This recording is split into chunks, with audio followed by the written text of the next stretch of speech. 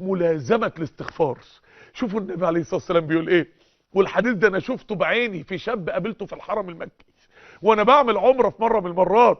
قال رسول الله صلى الله عليه وسلم، والحديث حسنه احمد شاكر في تحقيقه لمسند الامام احمد رحمه الله: من لزم الاستغفار، لازم، عارف يقول لك ده فلان ملازم اول، يعني ايه ملازم؟ للاسم البوليس، دي مرحلة تعادل في الطب كده طبيب مقيم، يعني قاعد في المستشفى. من لزم الاستغفار، بقى هو والاستغفار اصحاب، بقى الاستغفار لازمه على لسانه، يقعد يركب مواصله يقول استغفر الله العظيم، يدخل بيته يا رب اغفر لي، يصحى من النوم يا رب اغفر لي. من لزم الاستغفار جعل الله له من كل هم فرجا، جعل الله له من كل هم فرجا، ومن كل ضيق مخرجا، ورزقه من حيث لا يحتسب.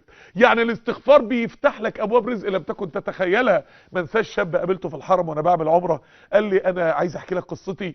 قال لي انا قعدت اسبوع كامل استغفر ربنا في الحرم.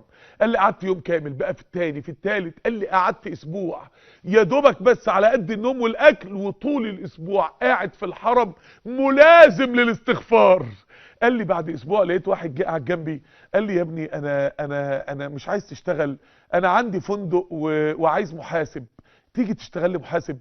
قال له بص يا ابني، انت شكلك صالح كده وقلبي اتفتح لك كده وحاسس انك مركز في حالك وفي الذكر، انا عندي مجموعه فنادق اصلا حوالين الحرم ومحتاج حد يمسك حساباتها كلها، يبقى مدير حسابات، تيجي تمسكها لي؟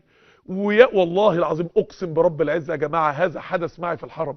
قال له يا ابني وانا عندي بنت، لو عايز تتجوز، هو الشاب ده قال لي ان هو كان خاطب اصلا يعني، قال له انا ده شاب سعودي مش شاب مصري، قال له يا ابني وانا عندي بنت، لو عايز تتجوز تعالى جوزها لك، تعالى جوز لك بنتي ومسكها. الشاب وهو قاعد يتكلم انا طبعا قاعد اسمع، انا خلاص انا فصلت عن الدنيا، انا ما عدتش اصلا قادر اتحكم في نفسي من البكاء من التاثر بيقولوا، وهو مش عارف يتحكم في نفسه، وهو قاعد يعيط وانا قاعد اعيط، وقاعد يحكي لي وهو بيبكي وانا قاعد اسمع، وانا يعني ببكي قدامه من التاثر الرهيب.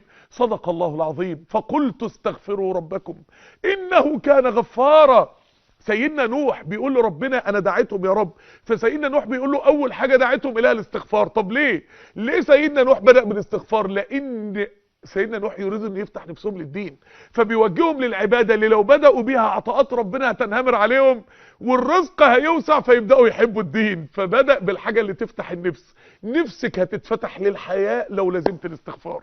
فقلت استغفروا ربكم انه كان غفارا، ما تخافش هيغفر لك ويتوب عليك. طب يعمل لي ايه بقى لو انا استغفرت وسبت المعاصي اللي بحبها عشان ربنا، وعملت الطاعات اللي تقيله على قلبي عشان ربنا؟ يرسل مجزوم، يعني استغفر يرسل يقين، يرسل السماء عليكم، مش يرسل المطر، مش يرسل السحاب، يرسل السماء. هو اللي بينزل من السماء بس مطر؟ الخزاين بينزل منها والملائكة بتنزل من السماء والعطاءات. يرسل السماء عليكم مدرارا، مدرارا دي ورا بعض لا تتوقف. يقول لك يعني يقول لك ايه تدر اللبن، يعني ايه تدر اللبن؟ على طول ورا بعضه. لا مدرارا، خير ورا خير ورا خير.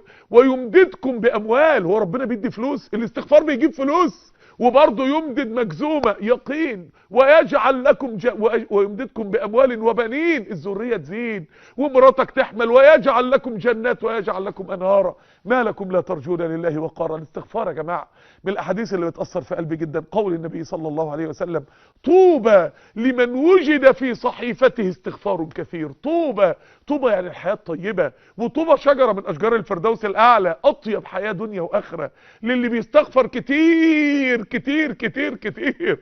طوبى. عشان كده اللي جاي شعبان وعايز يقفل الصحيفة قبل ما ترفع في شعبان بحاجة حلوة قوي: طوبى لمن وجد في صحيفته استغفار كثير. قال رسول الله صلى الله عليه وسلم: إن الله يبسط يده بالليل ليتوب مسيء النهار، ويبسط يده بالنهار ليتوب مسيء الليل. يبسط يده، انا لما بفتح ايدي لابني يعني تعالى خد اللي انت عايزه، ليتوب المسيء، يعني استغفاره ربنا ينزل عطاءاته بسبب الاستغفار.